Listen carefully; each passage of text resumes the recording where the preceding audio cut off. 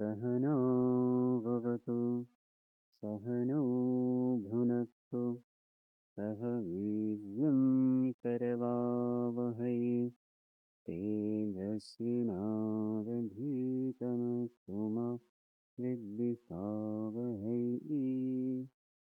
ॐ शान्ति शान्ति शान्तिः।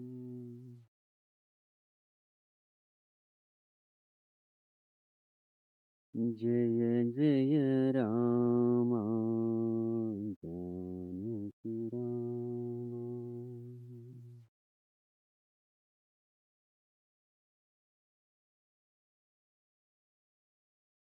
जय जय राम जानकी राम।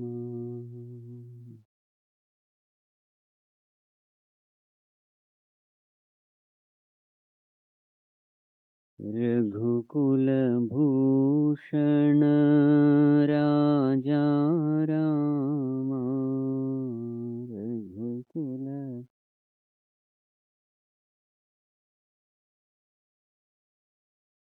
रघुकुल भूषण राजा राम। रघुकुल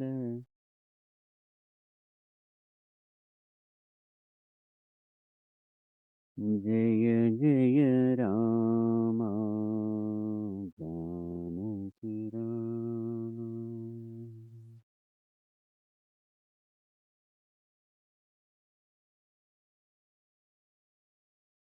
तापसरञ्जन तारक नामा।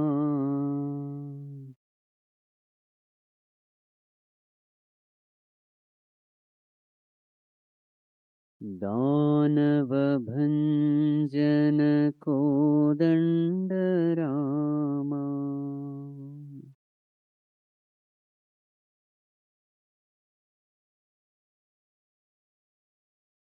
तापसरञ्जन तारक नामा।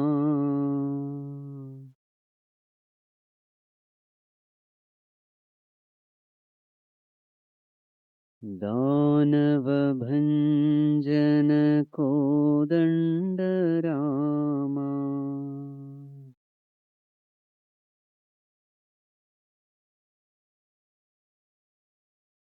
जय जय राम जानकी राम।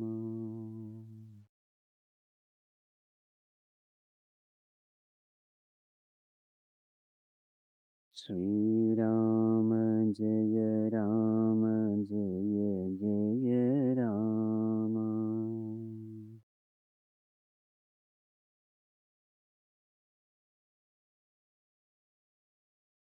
श्री राम जय राम जय जय Ram. Shri Ram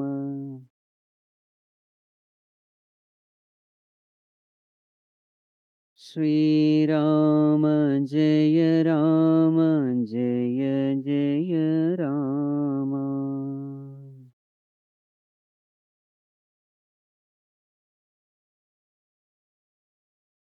Janaki Ram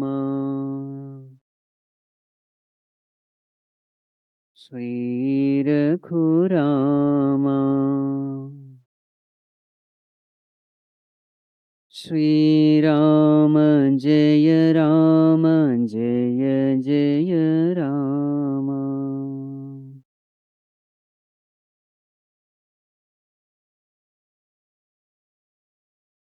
Shri Rama Jaya Rama Jaya Jaya Rama Shri Rama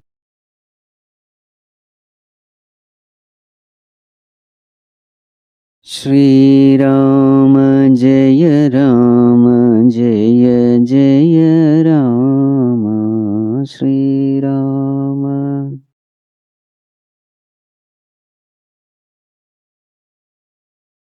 Jaya Jaya Rama Janaki Rama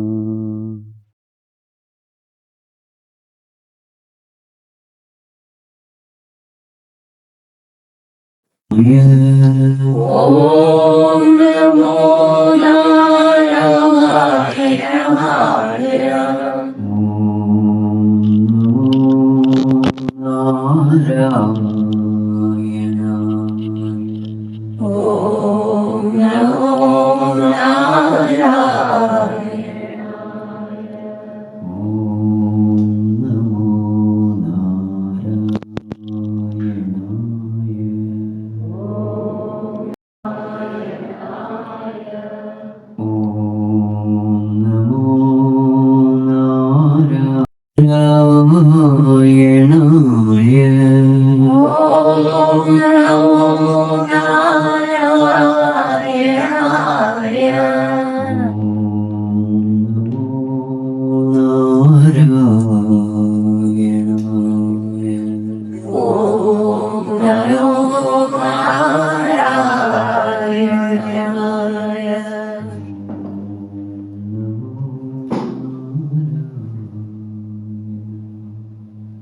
Om Namo Narayana.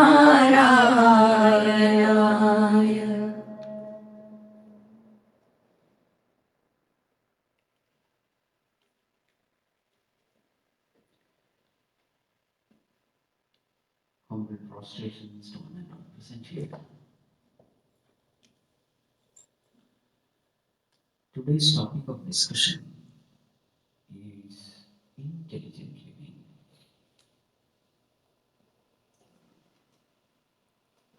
So what is the proof that we are all living intelligently? The proof is peace of mind.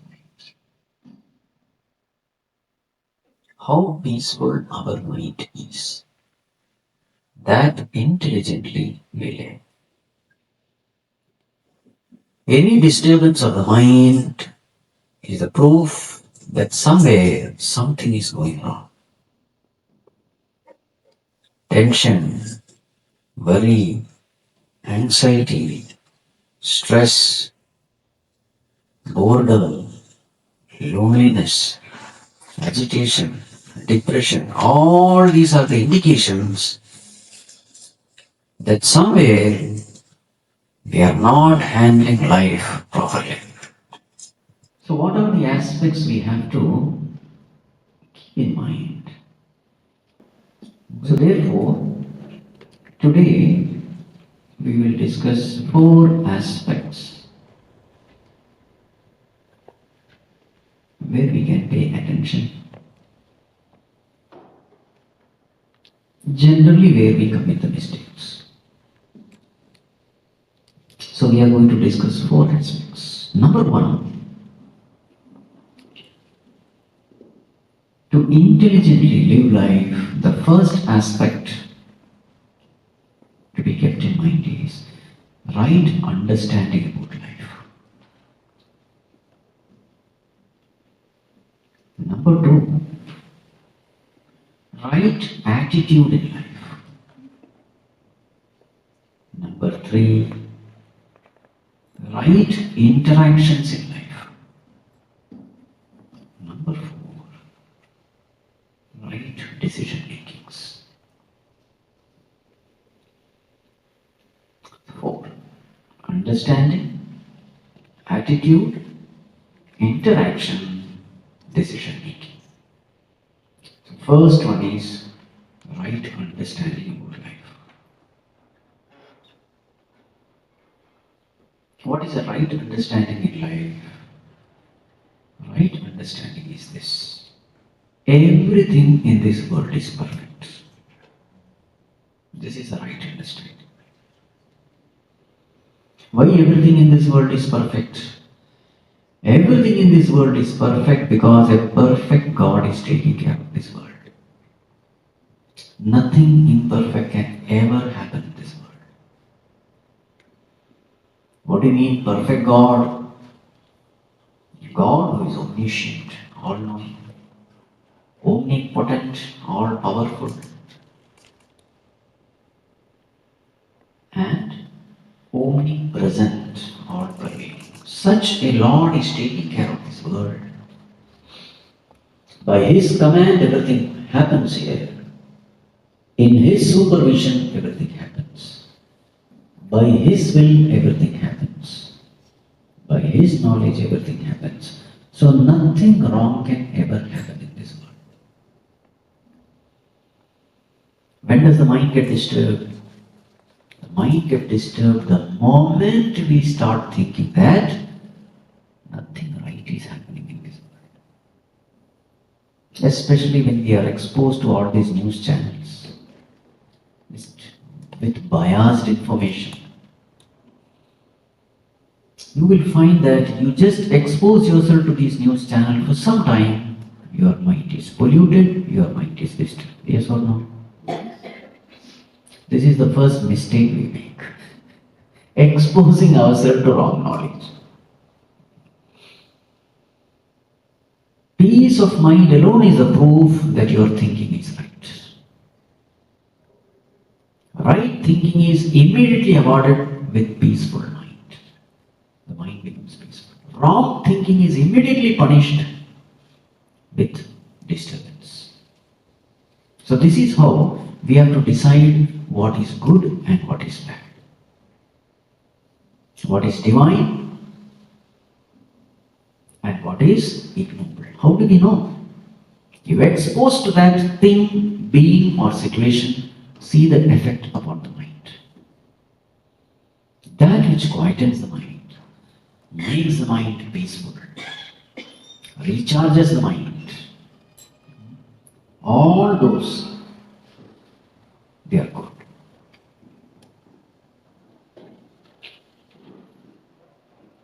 So this right understanding has to be always cultivated.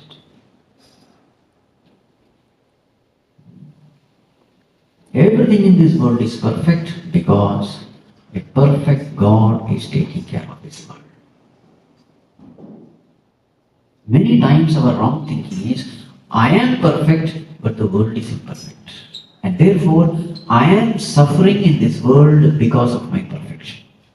Because I am surrounded by imperfect people doing wrong things. If this is your line of thinking, know for sure you will be disturbed. Don't justify your disturbance. Whatever you justify will remain with you. So if you justify your disturbance is going to remain with you all the time. The moment mind is disturbed, what you must say? I am wrong. So this is the Maha Mantra of life. If I am disturbed, I am wrong. For some of you,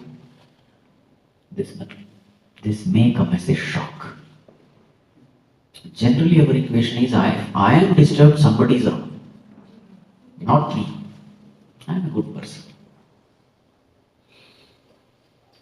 The equations in spirituality, they are all out of the world equations, not generally formed. Right? So this is the right understanding about life. Everything is perfect. I have come to this world not to improve this world. I have come to this world to improve myself. This world is like an hospital. In a hospital, I don't come to treat others. I come to treat myself. And what is the disease which I am suffering from? The disease of anger, greed, jealousy, likes, dislikes, attachments. All the negativities of the mind, these negativities are nothing but disease. So this is right understanding about life. Number two, right attitude. With what attitude should we live in this world? The attitude should be that of humility, that of gratitude, that of prayerfulness. This is the right attitude. The greatest villain who takes away our peace is our own ego. To the extent I have cultivated my ego, pampered my ego, bloated my ego, nourished my ego, to that extent I will suffer in this world. So therefore, if you truly want to live a peaceful life, happy life, cheerful life, your attention should be upon your own ego. Now, the Lord has made this world in such a way so that we cannot have any ego at all. Deliberately, He has, out of infinite compassion for us, He has created a world where I cannot have any ego at all. For example, this life, the body, to sustain this body, how many factors are necessary?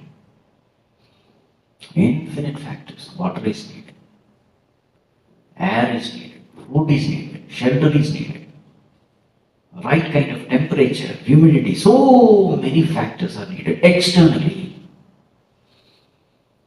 Internally, how many factors?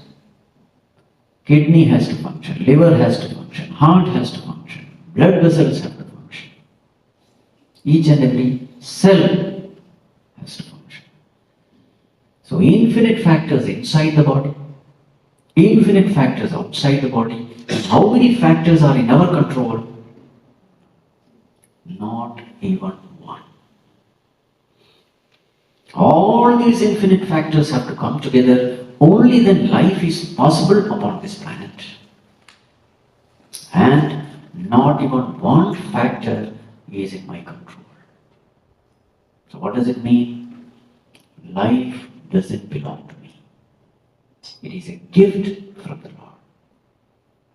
See, these are all fundamental things. To be happy in this world is very easy.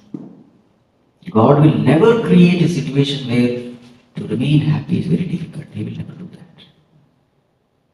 To be happy, to be peaceful, to be cheerful, it is very, very easy. Just pay attention to the fundamentals of life.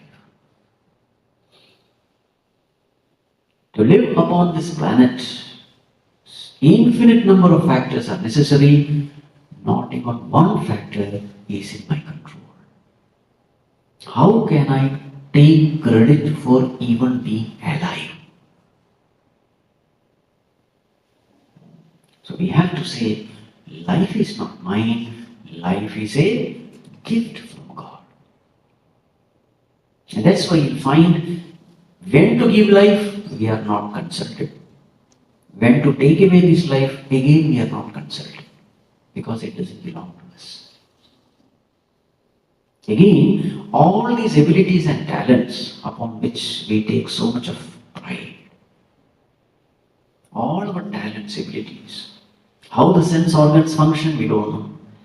How the eyes function, how the ears function, how the brain function, how the thinking happens, hearing happens, talking happens, nothing we know. Digestion, how the hands and legs move, we don't know. Different talents and abilities we are all blessed with. How did we get it? We don't know. So talents and abilities are also a gift from God. Life is a gift from God. Talents and abilities are gifts from God. All the possessions and positions are also gifts from God. Resources are gifts from God. In what way can we take pride? Generally, we become proud of all our achievements, our hard work, our attainments. Even to attain success in life, the most important factor is inspiration. Because for any success, hard work is essential. But hard work is possible only when there is inspiration. Now the question is, how did he generate that inspiration? The only answer we can say is, I don't know. I was inspired, therefore I put forth effort, and therefore I was successful. So inspiration comes from God. Resources come from God. Talents and abilities come from God. Life comes from God. Therefore, what is my contribution for which I can be proud of? 00. I challenge you.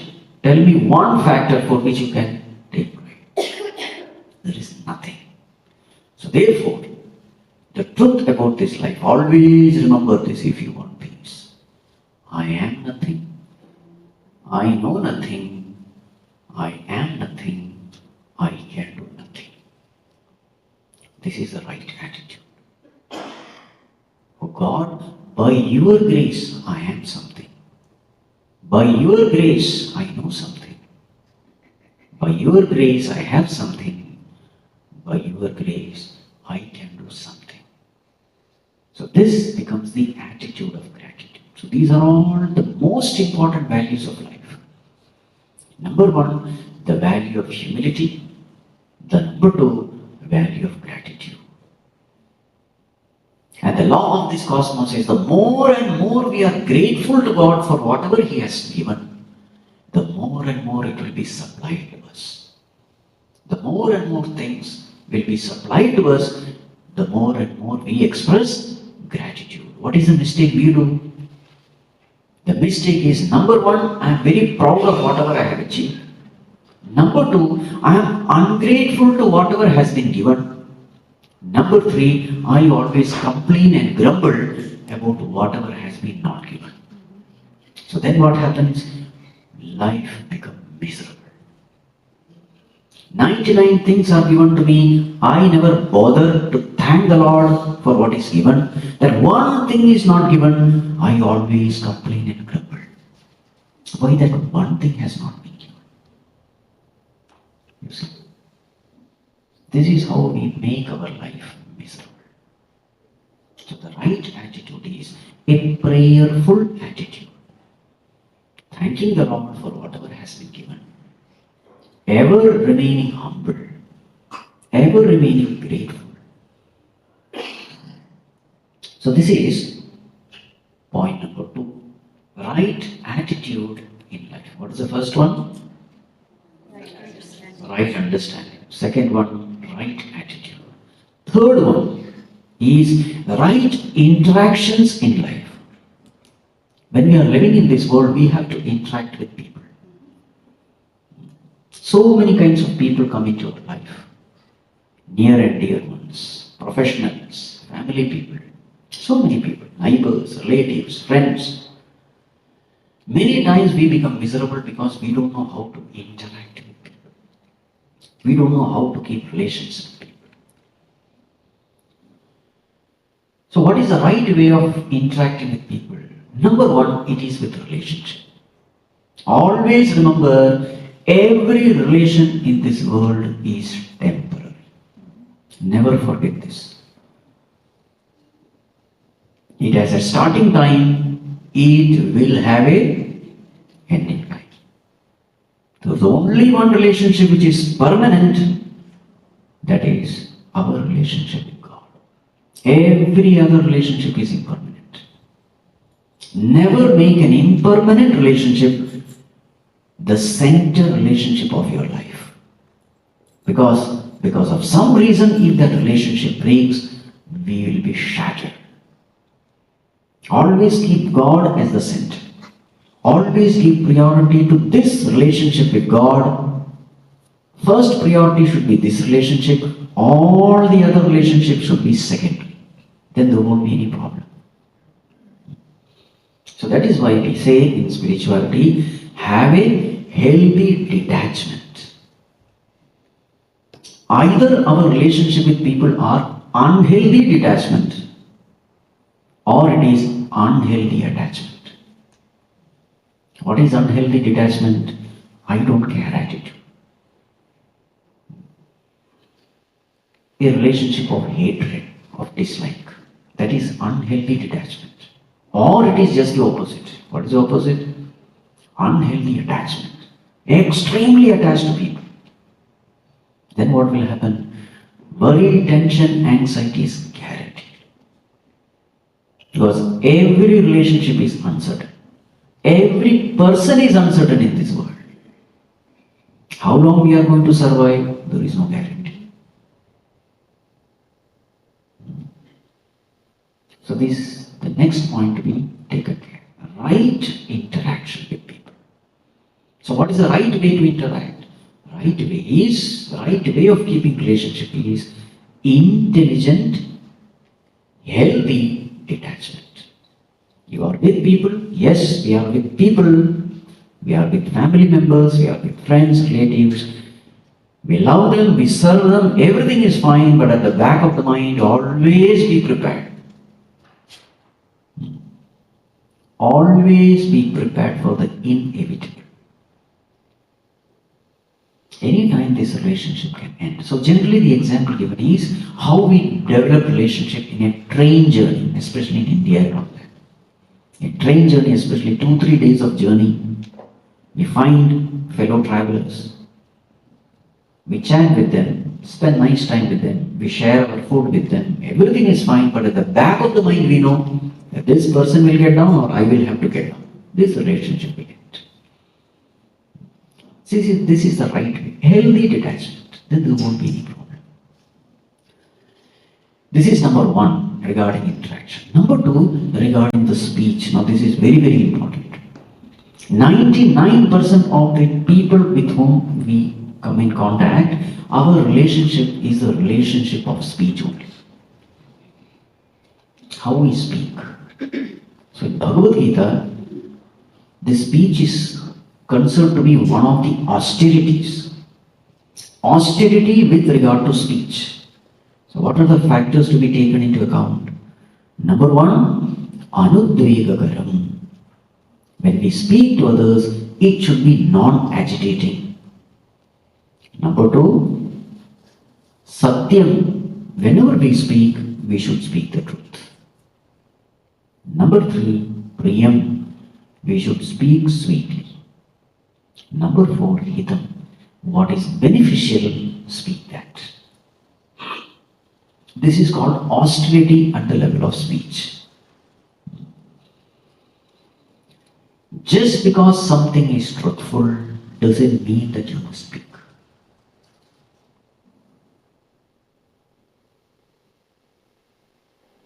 Just because it is truthful doesn't mean you must speak. If it is not beneficial, if it is hurting, if it is agitating, you must not speak. 4 aspects are there. You have taken into consideration only the truth. There are 3 other factors. If the 3 other factors are anti and only truth is there, don't speak. Then that becomes righteousness. Also, when you speak, it should be put sweetly. That is also a responsibility. Just because you are speaking the truth doesn't mean that you are doing the right thing. No. The truth has to be put in a sweet way, in a non-hurting way, with the right choice of words. That is also important. Many times we mess up with all these things. The relationship which has been there for decades, wrong word, carelessly used,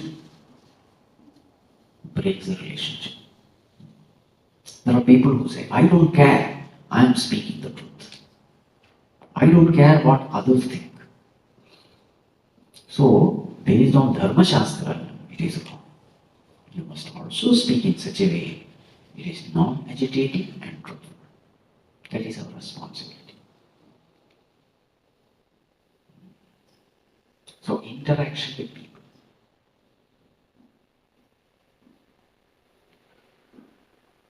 Right.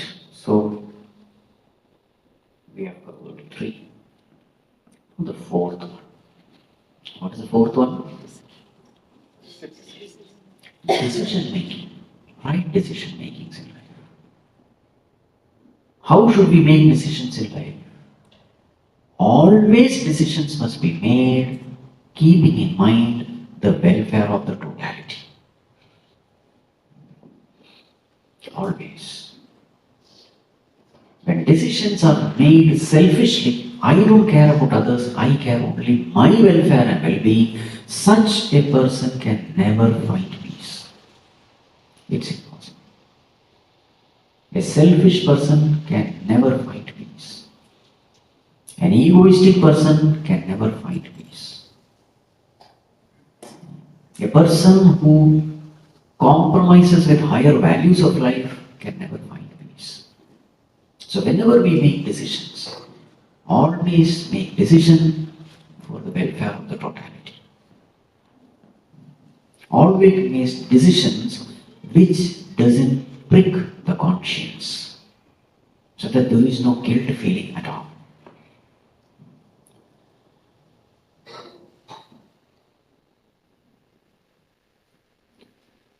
Right. So now we have discussed the 4 important principles. What is the first one? Understanding. Right understanding about life. What is the second one? Right attitude in life. Third one? Right interactions in life. And fourth one? Right decisions. If these things are taken care, more or less throughout the day, throughout your life, your mind will be peaceful. And that becomes intelligent way of living. I can go on and on and on. Now let us have some question answers. Mic is ready? Shankar? So whatever questions you have, let us just discuss. You have to just raise your hand. Oh, I think they have to come here. Yeah, because we don't have audience. Okay. You have to come here. We don't have a cordless mic.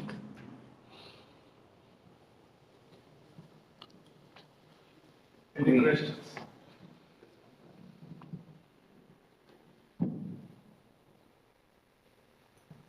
Somebody has to break the ice, that's all. Many questions. Those who have questions can come and sit here so that it becomes easy.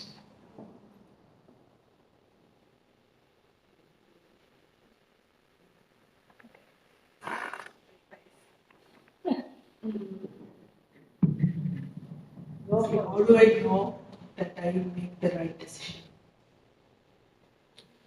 How do we know that we have made the right decision? You sit there only. In case there is follow-up question, you can ask. As long as there is no agitations in the mind, always make decisions when the mind is peaceful. This is number one. Never make decisions when the mind is agitated. Because generally, when the mind is agitated, you will always make the wrong decisions. It is always true. Later on, when the mind has become silent, you think, oh, I shouldn't have spoken that way. I shouldn't have done that way. So therefore, especially when important decisions are made, wait for the mind to be peaceful. We call it sattvic state of the mind. But even in sattvic state, it is possible that later on we come to know that the decision made was wrong. Then fine, you can correct it. But at least there will not be any guilt when you make decisions when the mind is peaceful. But always remember this, we constantly commit mistake and then learn. Always remember this. Nobody learns without committing mistakes. So it is possible that you have made a decision. Later on you come to know it was a wrong decision. Then you correct yourself. Then, always whenever there is a wrong decision made, the mind gets disturbed. Whenever the mind gets disturbed, there is introspection. When there is introspection, then you get the correct way. Correct yourself and move forward. This is life, so committing mistakes is absolutely natural and acceptable.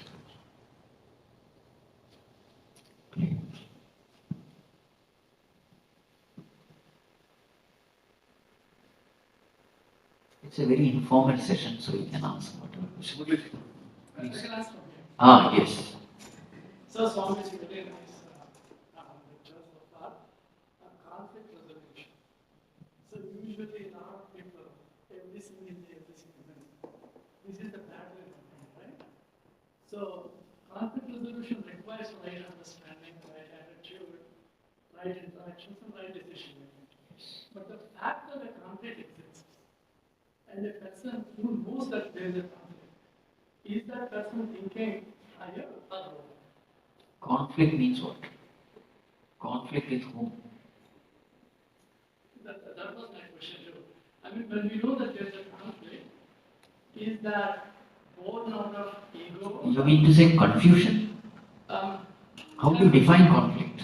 Conflict is basically like a situation that is not amenable to. You don't know what decision to take. Exactly. Yeah, it's not amenable to something of a good. In my opinion, it is not leading to a good situation. Then, in my mind, it's a conflict. You really don't know how to decide. Yes. Correct? Indecision. Yes. Indecisive situation. A situation where you don't know what decision to make. Correct? Yes. In that situation, what to do? Okay. You see, every moment in life, we are all guided by that infinite knowledge of God. Everyone, not only human beings. A plant is also guided, an insect is guided, an animal is guided, a bird is guided, everybody is guided, and that is why God's one name is Antaryami, inner controller. Yama means to control. The one who controls everyone from within. That is called as Antaryami. One of the name of God is Antaryami. Every one of us, we are guided from within. That voice is called the voice of conscience or the voice of God. There is not even one situation where we are not guided. But the problem is, guidance is there, but I don't listen to that guidance. That voice is a very subtle, sweet, silent voice. To listen to it, to a great extent, I will have to be silent. But when I am possessed of the ego, I become so noisy, my mind becomes so chattering, that in that loud chattering, I am not able to listen to that voice. So what should I do if I have to listen to that voice? That voice is a perfect guidance for me. Because that Lord knows me in and out.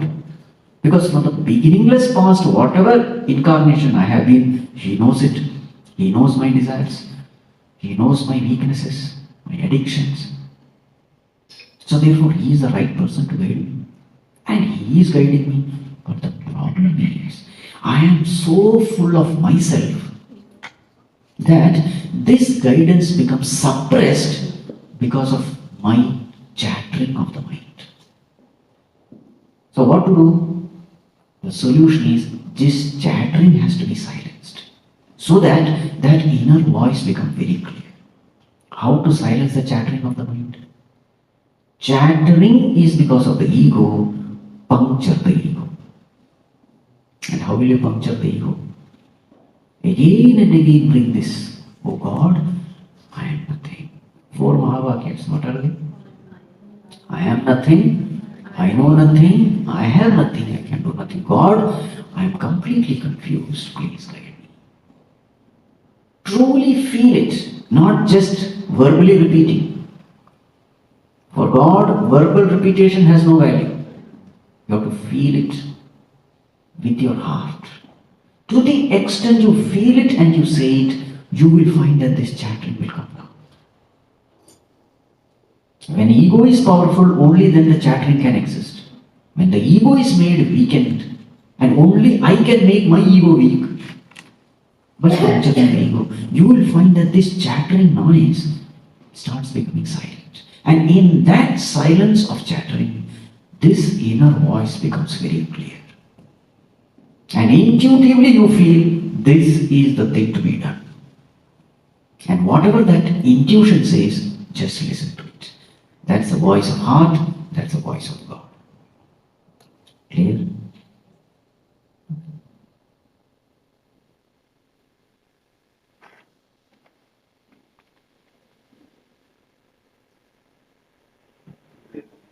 That is, you explain about interaction in the life. Yes. We have to interact many times that the other person is angry. Yes. How to interact when, of course, if we go through the definition of speech, we have to be silent. We cannot do anything. Yes. We follow that whole principle. Yes. But every now and then, we have a situation where we have to react when some other person is angry. Yes. So, how to respond to a situation where the other person is a disturbed person?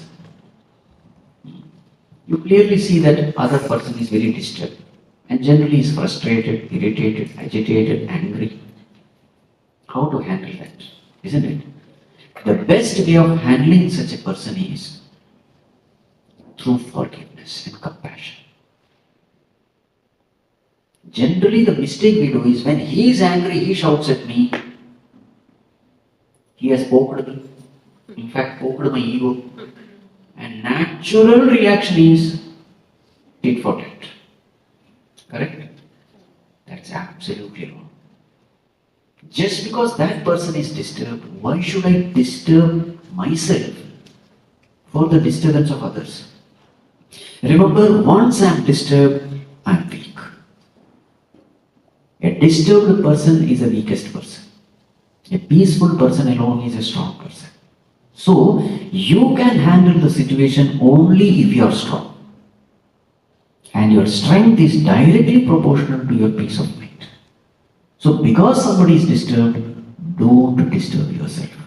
And the best way of handling others' disturbance is through compassion. What is compassion? See the helplessness of that person. When a person is angry, he is very helpless. He is very weak. He may tell so many things, but you don't have to take anything seriously. An angry person is a very weak person. He may appear to be a strong person, but he is a hollow person. So when you are seeing an angry person, what are you seeing? His anger, his bitter words, or are you seeing his helplessness? When you see his helplessness, you become compassionate. You don't have to take such a person seriously at all. But for that, you have to step out of your ego. Otherwise, it's not possible. To understand the helpless condition of that other person, you have to step out of yourself and you have to be in his shoes. This is possible only if you have kept your ego to minimum level. Handling an angry person is very easy. It's very easy. In fact, handling an egoistic person is also very easy. We think it is difficult. Actually, it's very easy. How to handle an egoistic person? Just pump his ego, he will love you very much.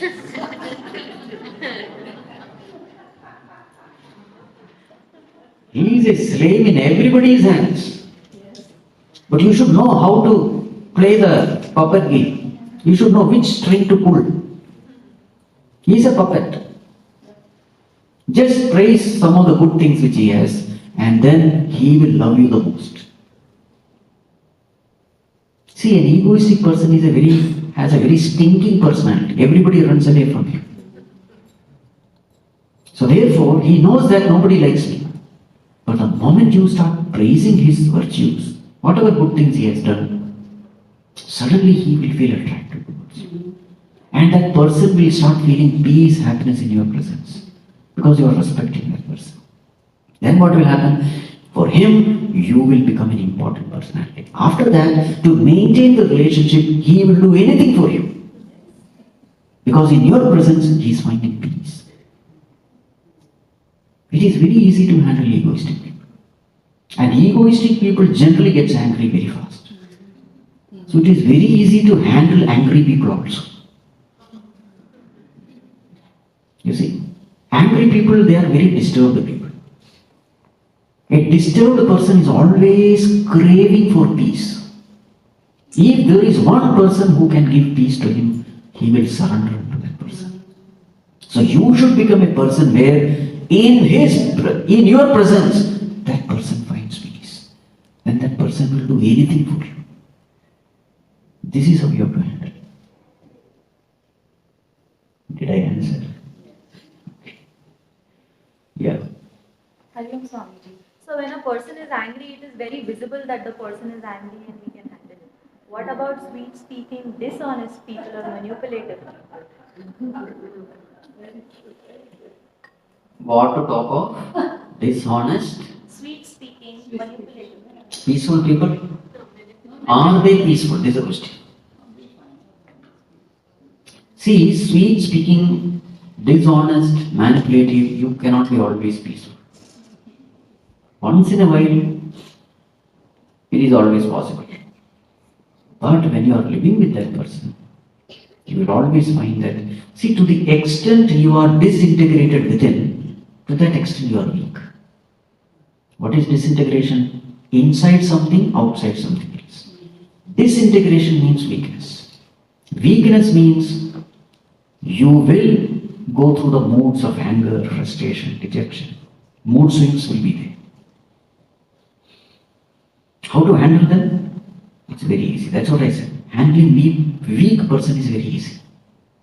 Just like handling a lightweight drowning person is very easy.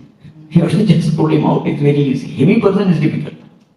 So in the same way, any person who is weak, internally broken, disintegrated, it's very easy. Why is it easy? Give them some love. Give them some sympathy. Listen to that person patiently. Though you may not internally agree, just agree externally with them. Oh yes, I understand. You're so unfortunate. That person will just love you. At least there is one person who truly understands it. This is how you should begin. Come down to his level. Then slowly raise it. But first is you have to come up. Don't remain there and say, come. That person cannot come. You have to come down to his level. This is a sign of strength also. So, you have to be equally strong. You are coming down without getting affected by his negativity. That needs tremendous strength.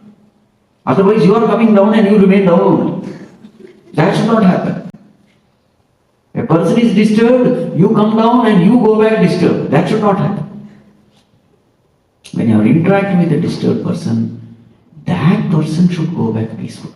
Not that you come back disturbed. So first you become really strong, only then you can help others. Did I answer?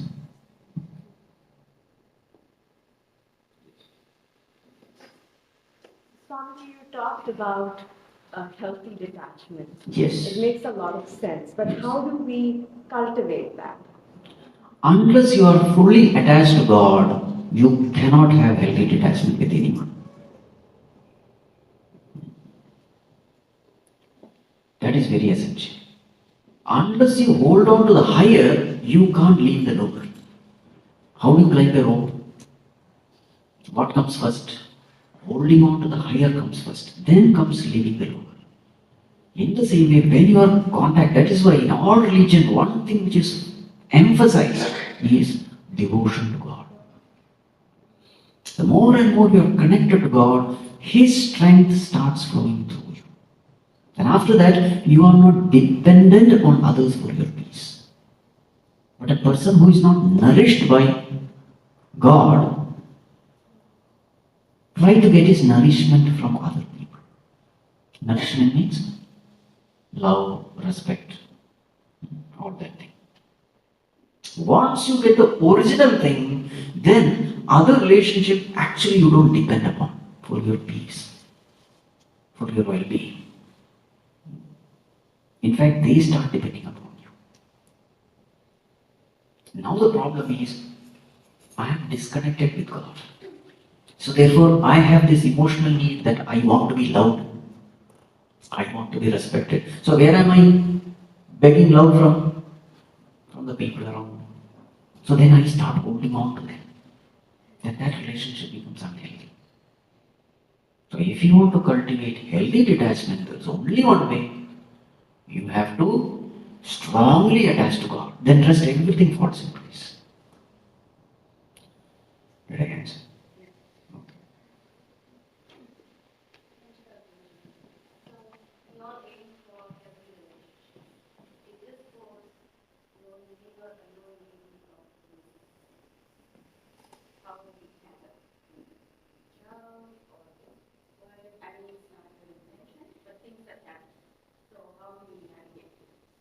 With whomever you have that misunderstanding, wherever there is a, what you call, unhealthy silence, bitter silence, sit with that person and talk. That's the best way. Sit with that person. Let the relationship, let there be a transparency in relation. Many times what happens, in fact most of the time, I tell something, that other person misunderstood something else. And in that silence it breathes. And finally both of them are, actually nothing has happened. I heard one nice joke. So one lady came to a doctor. So then this lady, she was made to stand on a weighing machine. So this doctor looked at that, that marking indicator and said, "Madam, you are obese.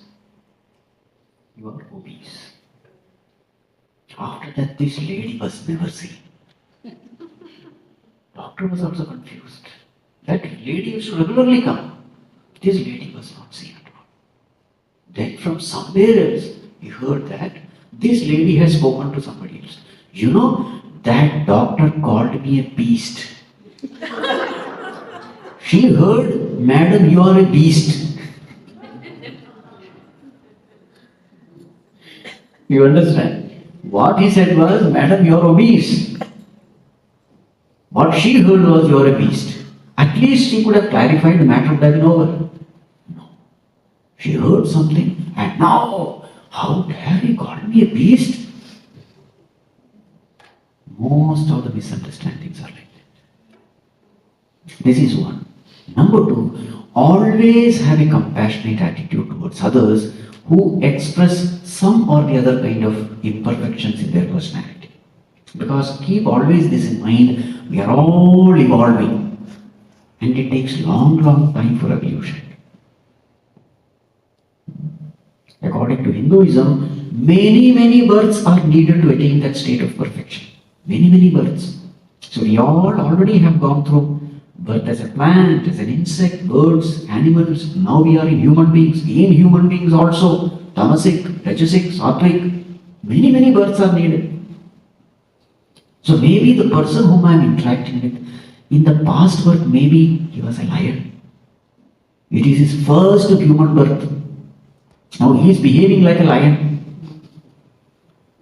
You understand? All human beings are not equal.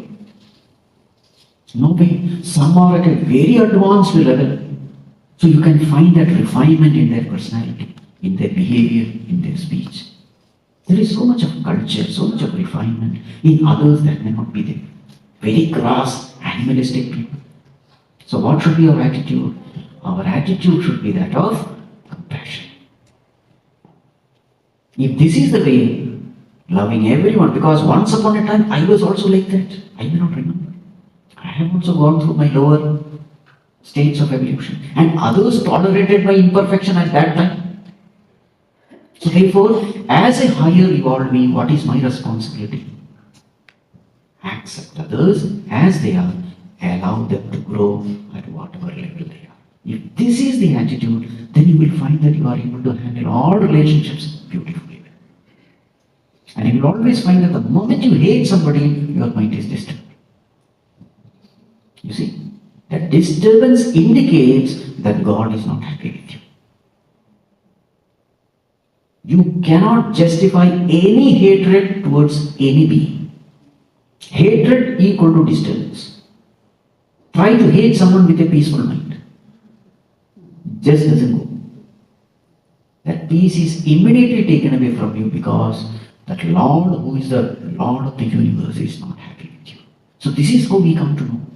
With all different interactions, we always must try to look within. Is my Creator happy with me or not? With this interaction, with the words which I have used, with the way in which I have handled the situations. Is my God happy with me or not? How do I know? Peace of mind, disturbance of mind. If it is disturbed, somewhere I have made a mistake. If it is peaceful, everything is fine. You will always find that wherever there is more of forgiveness, compassion, etc., mind is peaceful. That means this is what the Lord expects from me. Clear? Okay.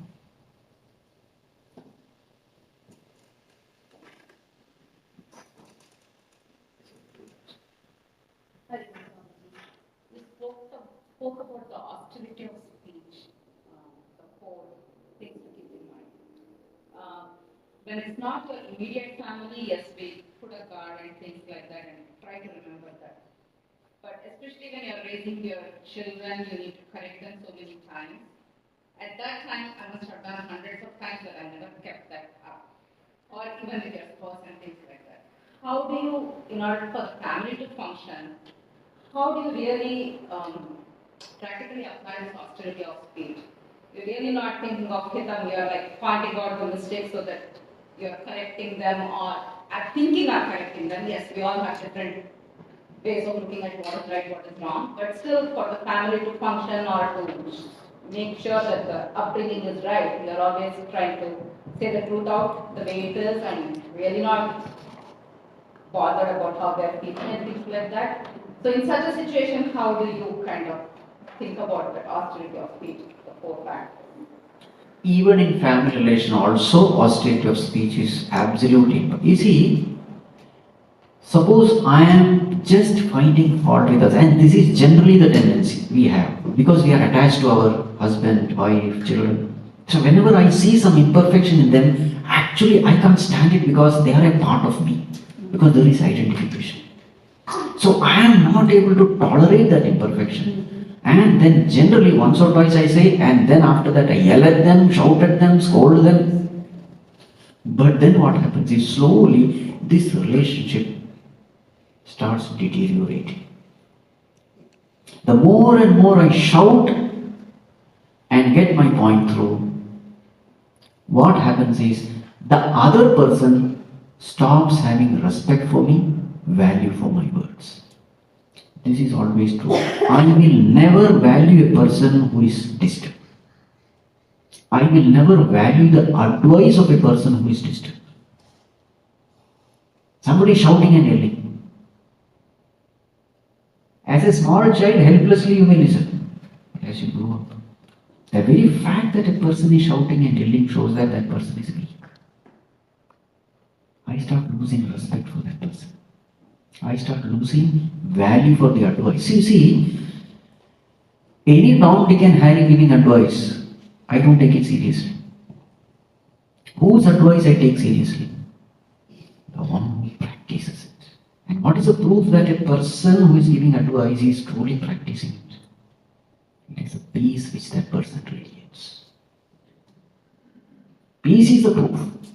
A person who is very peace, very calm, that means he is truly living whatever he is telling. Such a person's advice, I always listen. That is the mysterious law in this cosmos. The advice of a person who is truly following it, the listener automatically feel inspired to follow it. Advice of a disturbed person we don't follow. So therefore, what is my first responsibility? To give advice or to become peaceful? Nothing wrong in giving advice. But if I am shouting my advice, then I am wrong. If I am peacefully conveying the advice, nothing wrong. They are not listening, don't worry, again peacefully convey. Again they are not listening, don't worry, again peacefully convey. Again they are not listening, don't worry, again peacefully convey. In the process, whether the other person transforms or not, you get transformed. You start growing in all virtues, patience, tolerance, forbearance, compassion. You start growing. And when you start growing, that person watches. These ladies never disturb. A time comes when that person has to change. This is the way. But we are so impatient, we want quick results. Shout! We think louder the shouting, quicker the result. No. More delayed the result. In fact, result may never come also. But our parents shouted and we listened. That is wrong.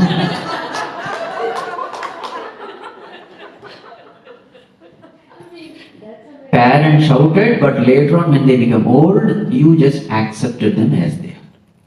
Out of compassion. You see this, you don't take them seriously. Nobody can take a shouting person seriously, no way. That person is treated with sympathy. A shouting person is always treated with sympathy.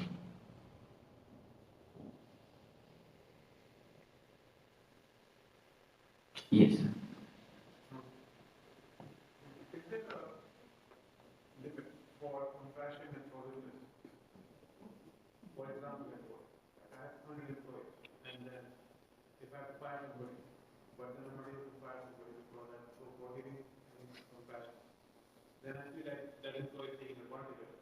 Correct. And the other employees are complaining that why I'm so compassionate and forgiving that person who's the wrong person, and why the same who is not there to work here. Yes. The good employees need to work. Yes. So this is a dialogue which I think every day in my work. Correct. So therefore, what we have to do is, there is something called, I don't know whether you have heard, Sama, Dana, Bheda, Danda. Have you heard this? The point is, start with peaceful ways. Somebody is not doing the work properly. Peaceful ways, loving ways, you tell them, see, sir, these are the mistakes to be done, please correct it. Because it's a teamwork. As a team, one person's inefficiency affects the team. So give him opportunities to correct. If that person is not at all correctable, inefficient, you see, somewhere we have misunderstood forgiveness as non-punishment. That is not true. For the sake of one person, you can't allow the team to suffer. That is not right. When you are doing injustice to the team, peacefully tell him, because of you the team is suffering. Either improve your performance or step out. These are the only two options. Forgiveness doesn't mean non-punishment. Forgiveness doesn't mean go on suffering the brutalities of others. No. Forgiveness simply means absence of hatred, absence of revenge, and if necessary, punish the person for his own welfare. That is called as forgiveness.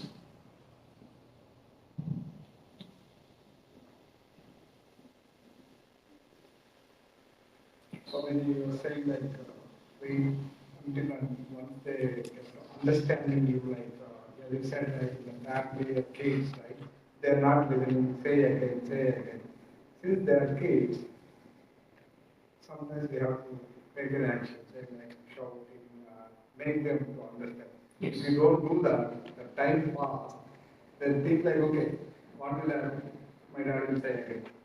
And they go away like say, okay, if my dad won't do anything, Yes. so I can go on. Yes. So where we can break that barrier to take action or shout, make them push hard even though they are not listening. Yes. When they are careless, when they are not serious, there are times when you have to shout at them. But remember one thing, show of anger is acceptable, being angry is unacceptable. Show of anger, yes, hey! Internally you are very peaceful. You just act. You understand? But no, the bench, you become an actor. Shout at him. He should know that father has this avatar also. Sometimes it is necessary. But in the next moment, what is the proof that you are just showing anger and not being angry? The next moment you are normal. Nothing wrong. as long as anger is under your control, as long as your thoughts, your behavior, your speech is not getting affected by anger, anger is a wonderful instrument. In Hindi there is a saying, Raton ke bhoot, baaton se nahi manate. There are Raton ke bhoots. Tamasic people are there. They understand this language, the language of fear, the language of punishment. That is the only language they understand. Language of love, they don't understand. So you must have that language also with you. Nothing wrong. But first, use language of love. That is why Bhaya Bhakti is the term used. Bhaya Bhakti towards God. The one who is not reforming himself out of love for God, he must reform himself out of fear of God. Fear is also necessary. That is why all these descriptions of hell is there in our Puranas. If you misbehave here, you are going to suffer there. You will be fried in the boiling oil. All the descriptions are our own. The one who don't understand the language of love, they must be taught the language of fear. Nothing wrong. See, intention is always good, isn't it? That is the most important. Your intention is, my child should come out of this. And for that you are employing different means.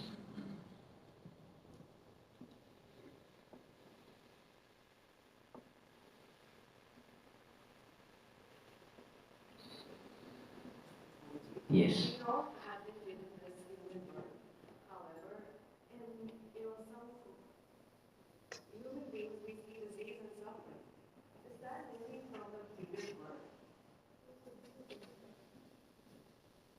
Whatever we are going through, joy or sorrow, it is definitely because of the fruit of action.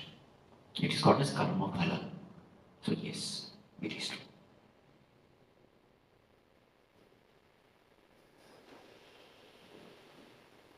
Because if that doesn't happen, then you can blame God. God, I did not do anything wrong. Why are you giving me suffering? You give me the disease, but I have to suffer. So if I have not done anything wrong in the past and I am suffering, then God becomes partial. Then God becomes cruel. Such a cruel God I can never love.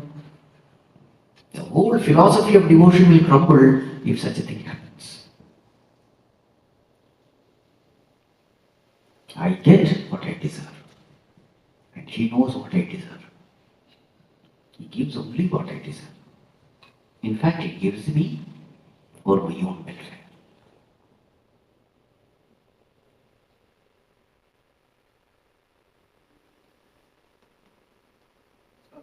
For healthy detachment, you talked about holding on to God, holding on to the light. Yes. So that helps you to have the healthy detachment. Yes. In terms of when we hear, there is a sense that we get it. But at the same time, how do we develop that kind of holding on to Lord means what? What does that bhakti look like? Okay, let us see one practical example. Generally, mothers have very unhealthy attachment towards children. So let us take that example. You see, the child was in the womb, the child was taken care by the Lord in the womb. Mother doesn't know what is happening in the womb. So in the womb, who was taking care of the child? The Lord was taking care. When the child comes out, again, mother's breast becomes filled with milk. Because this child cannot digest any food in the world. So therefore a special food is manufactured for the child. Who does it? Again God does it. Mother is going through that transformation, but she doesn't know anything. So special food is created for the child. Again, a newborn baby, it is almost impossible to take care of a newborn baby. Because 24/7 your attention has to be there. The child will cry now and then, become miserable, become dirty. All the time you have to. Literally the mother has to sacrifice everything if she really has to raise the baby. So therefore what does the Lord do? He fills the heart of that mother with infinite love unconditional love, divine love. It is only because of this love that the mother is cheerfully going through all the sufferings of raising the child. Raising the child is literally torture. You can't sleep. Any time this fellow will cry. And why this fellow cries, nobody knows. You see, everywhere it makes dirty. Clothes has to be washed again and again. It's a mess. But because of that infinite love for the child, she is ready to go through anything. And therefore cheerfully, not grumbling. Yes or no? So now you see this. The Lord was taking care of the child in the womb. The Lord took care of the child outside. The Lord filled the heart of that mother with that divine love. Everything that Lord was doing, what does this mother say? My child, I looked after my child. I went through all the suffering for my child. I and my child. Full stop. Isn't it absolute ingratitude? Really speaking, somebody else was doing. I don't give any credit to him. Always you will find that is why this relationship slowly start becoming a suffocating relationship, a painful relationship. Because the moment I become ungrateful to my Creator, my creation starts becoming ungrateful to me. This is karma theory. The moment I forget the contribution of my Creator, my creation stops forgetting my effort, my sacrifice. But on the other hand, suppose the whole thing is taken in a karma yoga way. Oh Lord, you took care of the child in my womb. I did not even know how the child was doing. You took care of it. When the child came out, you empowered me in fulfilling my motherly responsibilities towards this child. You empowered me. So Bhagavan, may I be the right instrument in raising your child. This child is not my child, it is your child. Please guide me how to raise this child. To the extent you are grateful to your creation, to your Creator, to that extent, amazingly you will find your creation becomes grateful to you. Now this becomes a beautiful unfoldment because number one, the child gets the right guidance. Intuitively you will know what to do for the child. Because you are guided by the divine. You are guided by the omniscient divine mother. So you become a perfect mother. Because you are no more operating through your ego. And then what happens? Your child gets the best mother. In the process, your love for God also starts increasing. Because you know how much you love your child. Meaning what? How much I am loved by my mother. You come to know. So, through that, it's a win-win situation. Your relationship with your child improves. Your relationship with your God also improves, and at the same time there is a healthy detachment. But saying, Bhagavan, this is your child. I am only an instrument. You see? So this is karma yoga in practice for a mother. When we don't do this, relationship becomes suffocating. I want to live my unfulfilled dreams through my child. Because I am not separate from my child. My child is me. There are so many unfulfilled dreams. I want to fulfill those dreams through my child. Now the child has his or her own dreams. I will have, no, not that, this. Gone. And my ego satisfaction also. When my child performs well, I am happy. So I then pressurize my donkey child to perform like a horse. Relationship gets completely suffocated. These are all the mistakes we do. And we suffer. And we say, I don't know what mistake I have done. As a mother, I have done everything to you. You will cry. The very same child with whom you are so attached, that child will give you maximum tears. Where is the mistake? Forgetfulness of God. That is a mistake. You see?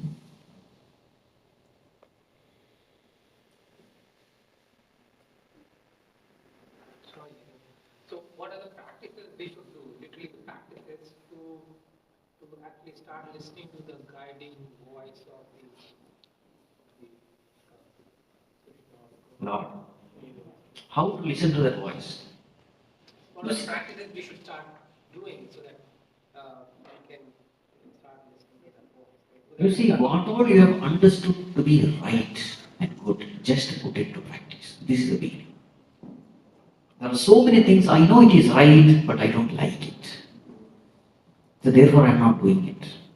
Whatever I feel it to be right, do it. Then you are respecting that inner voice.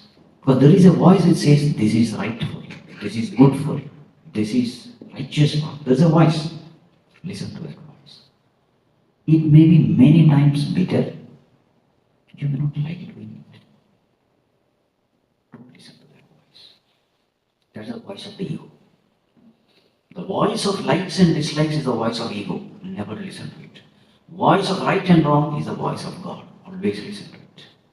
This is how you respect that voice, revere that voice. What is the proof that you are respecting the voice of God? You implement it at the physical level, at the verbal level. The more and more you put it into practice, the more and more this voice gains, what do you call it? Strength. That voice becomes more and more clear, loud, compelling. A time comes when you just cannot do anything because that voice is so powerful. Because the relationship is so powerful. Greater the relationship with God, more compelling becomes that voice. You dare not disobey. You understand? After that, God says, this is my child. But for that, you have to do this sacrifice. Is it clear? Yeah. So my question was more from the yoga practices that we can start. Which practice? Yoga practices that we can start doing. Yoga means uniting. What practice you are talking about? Yoga pranayama? Yeah, I mean like dhyana or which can help our mind clear so that we can actually listen to that subtle voice. To listen to that subtle voice, first listen to gross voice. For example, smoking. There's a voice that says, don't smoke, it is not good for you. Then don't smoke. I'm just giving some gross examples. Don't tell lies. There's a voice that says, don't tell lies, speak the truth. Don't tell lies then. Don't justify your compromises. Whatever you have understood to be right, just do it. There are so many things which you are not able to think. Don't worry about that. A time will come when the intellect, when it becomes very bright and brilliant, then so many things which at present you are not knowing, you will start seeing it. Like that powerful torchlight. First, now the torchlight is very dim. But in that dim light also you see something, isn't it? You go on walking that path. Slowly, as you are walking the path, this dim light becomes brighter light. Then you can see so many things which earlier you were never seeing. There are so many things.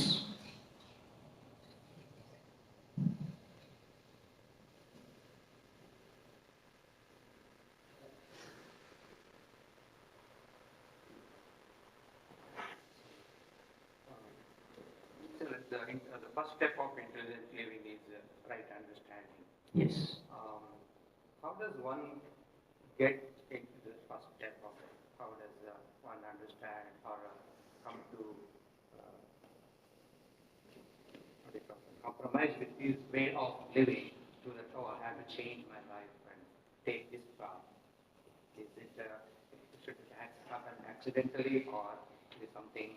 Only through satsang. Only through satsang. Like even that also, how does it happen? In satsang you come to know, there is such a great way, noble way. I thought life is all about eat, drink and be merry. There is some higher way by which, walking which I can attain that state of infinity, immortality, bliss. That is my nature. Godhood is my nature. So then suddenly you get a noble goal.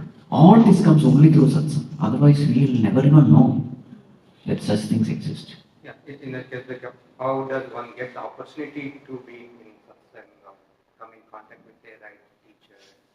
All that is God's job. Whatever we know, learn to be a good person in life. Help others. Be humble. As you start practicing values in life, God starts giving higher and higher things in life. We can't do anything. If we have made use of this human birth beautifully well, He will give more and more. And if you are using that also better with all gratitude, again He will give more and more. He will keep on giving. Are you using what is given to you at present? This is how we begin. A human body is given. Are you using it properly? In serving others, in helping others, in wiping the tears of others, in living a good life? Then He will start giving more. This is how we speak.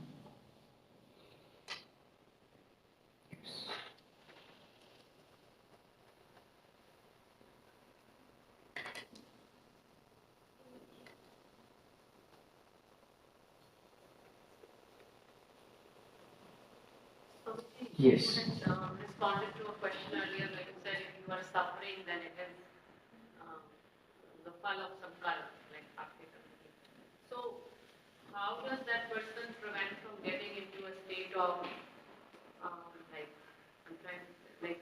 pity himself, or oh, I did something wrong, that's why I'm suffering? Like, because when you are suffering, you need more strength to get out of that. Yes. So when you are suffering, when we are suffering, whatever, hold on to God. Then He will give that strength to go through suffering. And if necessary, He may wipe out that suffering also. Because suffering is a karma phala, because of some past karma. Remember, prayer is also a karma. And if necessary, He can wipe away certain sufferings also. He can dilute it also. It's possible. Power of prayer can do anything. Either He will give you the strength to go through suffering, or He will wipe away certain suffering. But the best thing is, when we go through suffering, we become a better human being. Any suffering makes us a better human being. All suffering makes us humble. You can't keep up your ego with suffering. Not possible. That person becomes introspective. That person becomes sensitive. That person becomes God-oriented. That person becomes compassionate. Suffering has got so many benefits, not one or two. That is why God gives a measured dose of suffering to everyone. It's not just, it's a measured dose. Suffering is essential. You don't have to ask for it, it will come.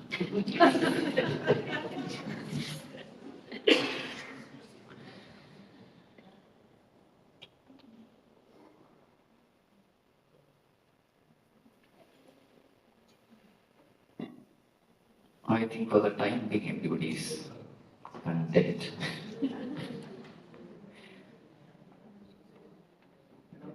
Yeah, we can do that. Om Sarve Bhavantu Sukhinah, Sarve Santu Niramaya, Sarve Bhadrani Pashyantu, Ma Kaschit Dukha Bhag Bhavet, Asato Ma Sadgamaya, Tamaso Ma Jyotirgamaya, Mrityorma Amritangamaya. Om Purnamadah Purnamidam Purnat Purnamudachyate Purnasya Purnamadaya Purnamevavashishyate.